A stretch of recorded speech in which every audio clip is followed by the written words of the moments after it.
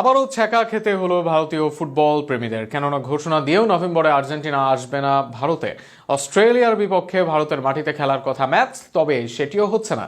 ভারতের দাবি ফিফার হস্তক্ষেপ, আর্জেন্টিনা বলছে ভুলটা ভারতেরই।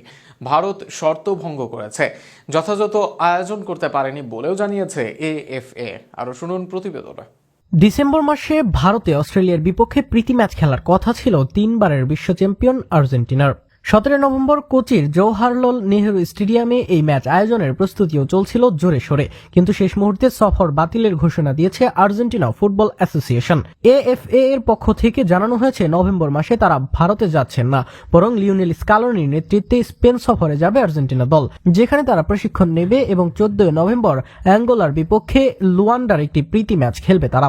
একই সঙ্গে এএফএ স্পষ্ট করে দিয়েছে 2025 সালের নভেম্বরে ভারত সফরের কোনো পরিকল্পনা নেই তাদের।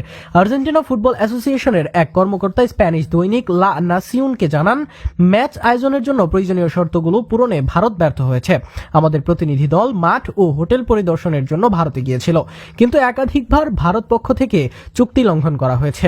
আমরা চেষ্টা করেছিলাম ম্যাচটি নভেম্বরে আয়োজনের, কিন্তু শেষ পর্যন্ত ভারত প্রতিশ্রুতি রক্ষা করতে পারেনি। এখন আমরা নতুন তারিখের বিষয়ে আলোচনা করব। অন্যদিকে ভারতের আয়োজক প্রতিষ্ঠান রিপোর্টার ব্রডকাস্টিং কোম্পানি এর ম্যানেজিং ডিরেক্টর আন্তু অগাস্টিন সম্পূর্ণ ভিন্ন ব্যাখ্যা দিয়েছেন। তিনি জানিয়েছেন, ফিফা থেকে ম্যাচের আনুষ্ঠানিক অনুমতি পেতে দেরি হচ্ছিল, তাই আর্জেন্টাইন ফুটবল অ্যাসোসিয়েশনের সঙ্গে আলোচনার পর সিদ্ধান্ত নেওয়া হয়েছে ম্যাচটি নভেম্বর উইন্ডো থেকে স্থগিত করার। খুব শিগগিরই নতুন তারিখ ঘোষণা করা হবে।